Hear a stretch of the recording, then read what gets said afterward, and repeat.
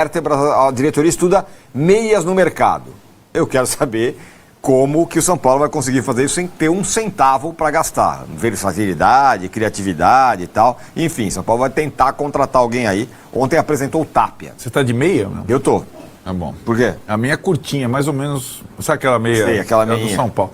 Essa coisa, ela é tão curiosa, é pra brincar um pouco, porque os caras estão brigando aqui. Essa coisa de ter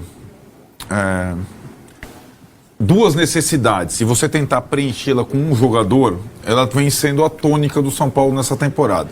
Porém, Isso. não é verdade, vou te explicar o histórico. A cada lesão de algum jogador importante, o pensamento de direcionamento é para um cara que faça as duas funções mais carentes. Exemplo, São Paulo ia contratar o Thiago Mendes, que hoje está no Vasco. Por que o São Paulo ia contratar o Thiago Mendes? Porque o Alisson e o Pablo estavam machucados, o Marcos Antônio talvez não ficasse, e o Thiago Mendes poderia ser um cara que joga nas três posições no meio de campo, e às vezes na lateral direita, que o São Paulo ia perder o Igor Vinícius. Aí, o que acontece? Se machuca, tem ruptura do cruzado do Caleri. Aí, putz, entre contratar o Thiago Mendes que faz isso e um centroavante, você não tem um centroavante e tal, não, vamos contratar, vamos investir dinheiro do Thiago Mendes no Dineno. Aí vai. Agora, a lacuna maior é a zaga e a lateral direita, porque saíram o Igor Vinícius e o Juan Tressoldi, né? Um era lateral e o outro era zagueiro. Eles eram dois, né? Pois bem, quando o São Paulo estava preparado para investir mais num lateral e num zagueiro, o Rian Francisco rompe o cruzado na base, que era o segundo atacante. O São Paulo, na época, queria um lateral, um zagueiro e um atacante de lado, já que já tinha vendido o William Gomes, o Matheus Alves estava sendo vendido. Pensou até no Sousa lá do Palmeiras, achando que o Casares estava bem com o Marinax, que é o dono do Nottingham Forest. Enfim, quando machuca o Rian, vamos no mercado um atacante que faça o lado, mas também faça o centro, o Tapia. Então o Tapia joga de lado, mas se quebrar o galho, como foi contra o Corinthians, ele vai de centro, porque não tem nem o Caleri e nem o Rian. E aí, não sobrou dinheiro para dois, nem para o lateral, nem para o zagueiro. Então tem que ser um cara que faça as duas coisas, tipo o Ferrarese.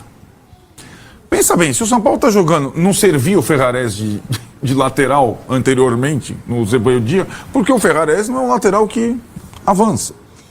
Então não dá para cobrir duas posições com uma pessoa só, por mais versátil que ela seja, não dá.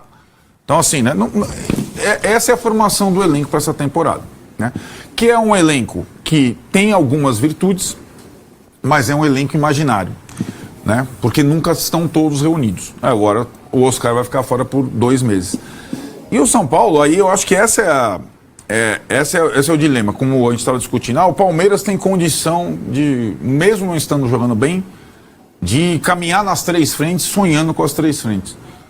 O São Paulo está disputando as mesmas competições do Palmeiras, com um elenco que parece que são outras séries. A única coisa comum é que eles ocupam o mesmo lugar na Barra Funda de treinos e são clubes da capital. Podem até fazer um jogo parelho. E estão disputando as mesmas competições. O São Paulo tem que fazer opção. O São Paulo não tem o Corinthians no mata-mata da Copa do Brasil, né?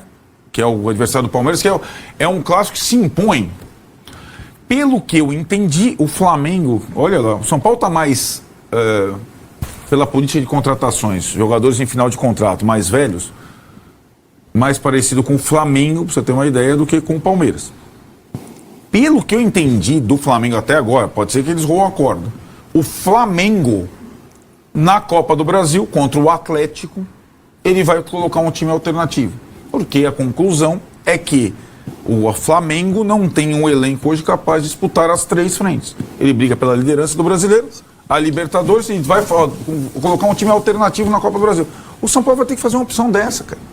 O São Paulo não tem um elenco para jogar 3 frentes, jogadores, né? E acho que a vitória sobre o Corinthians dá um alento, uma esperança. O São Paulo jogou mais contra o Corinthians do que o Palmeiras contra o Galo. A questão é que tem um amanhã, não é só o Corinthians. Ganhar do Corinthians é comum hoje no Morumbi, foi o que a gente falou ontem. A vitória do Corinthians sobre o Corinthians no Paulista, porra, sobrou diante do Corinthians, não quer dizer nada. O jogo seguinte contra a Portuguesa foi mais difícil que o jogo do Corinthians. E o jogo do Juventude vai ser mais difícil que o jogo do Corinthians.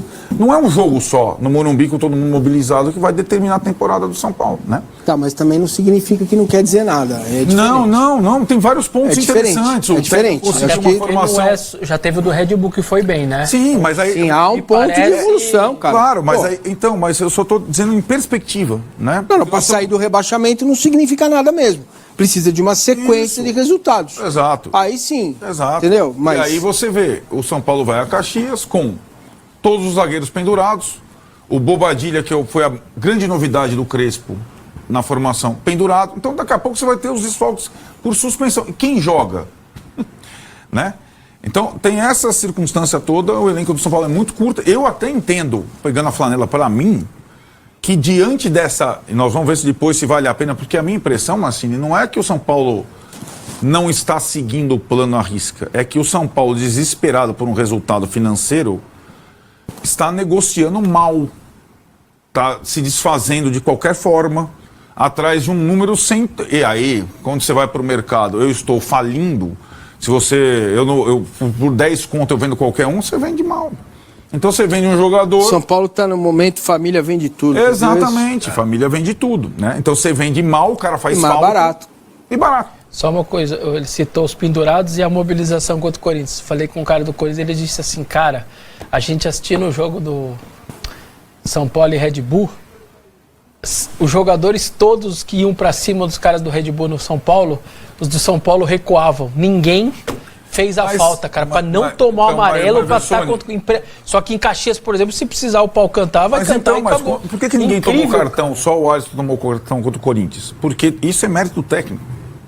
Não existe só o técnico que tem um outro perfil, que não toma cartão, o técnico, que tem um outro tipo de comando, que delegou responsabilidades. Ou você, né, fica com a flanela do departamento médico, o outro fica com a flanela da contratação. O técnico mudou um pouco essa situação e acho que ele fez certo em termos estratégicos. Ele tirou um pouco a bigorna das costas, né? Mas é apenas uma partida, são 3 pontos, são 3 vitórias no Campeonato Brasileiro, né? Em Caxias, o São Paulo acho que venceu 2 vezes na vida. O Juventude é fraco, mas não é garantido que o São Paulo... E o empate lá é ruim, cara. Então... Não é ruim? É ruim. Então, é isso que eles estão falando, né? Você acha ruim? É ruim. Juventude faz ponto em casa. Eu entendo tudo isso. Não, mas mas hora que eles Juventude também, atrás de você, pelo menos. Vamos lá. Então não pode servir o raciocínio. O São Paulo, mesmo com dificuldade, com poucos jogadores, tem mais time que o Juventude, certo? Sim. Então o São Paulo tem que ir lá mobilizado e ganhar o jogo. Porque isso vai dar ao São Paulo mais uma vitória, mais 2, acabou a história de rebaixamento, acaba o primeiro turno, e você pode até olhar para as Copas de outra forma. Entendeu? E administrar o Campeonato Brasileiro. Não dá para achar que o jogo contra o Juventude é um adversário. Nossa, meu Deus! Olha os jogos aí. Ele tem que ir lá e jogar bem, cara. A sequência do São Paulo tá na tela aí, ó. Juventude, Fluminense, fora em casa. Depois Atlético Mineiro na Copa do Brasil, Inter fora e Atlético Mineiro na Copa... do Atlético Paranaense na Copa do Brasil de novo. Aí a minha pergunta, fazer uma loucura, pegar até a flanela pra mim. Vamos que o São Paulo faça 6 pontos contra a Juventude e Fluminense. 6 pontos? É. Ganhou os 2 jogos? Flanelinha na minha mão. Por que não? Fez 4. São Paulo ganhou um jogo fora de casa. Calma, é uma hipótese. Eu tô com a flanela, é minha hipótese. 6 pontos. Deixa eu falar onde eu quero chegar. Tá. Vai poupar contra o Atlético Paranaense nessas circunstâncias? Não vai poupar porque eles não têm coragem de fazer isso. Eles querem a grana da classificação da Copa do Brasil, então eles empurram pro técnico. Eu estou curioso. Aí ferrou, hein? Porque o Crespo já passou por isso outra vez. 6 pontos ele não tem que poupar? Claro. É? O Crespo já passou por isso. O Crespo, ele tem me surpreendido com essas atitudes. Ele já passou por isso na outra vez que ele foi demitido. Ele estava nas Copas, Libertadores e Copa do Brasil, e o brasileiro uma situação parecidíssima, perto da zona de rebaixamento.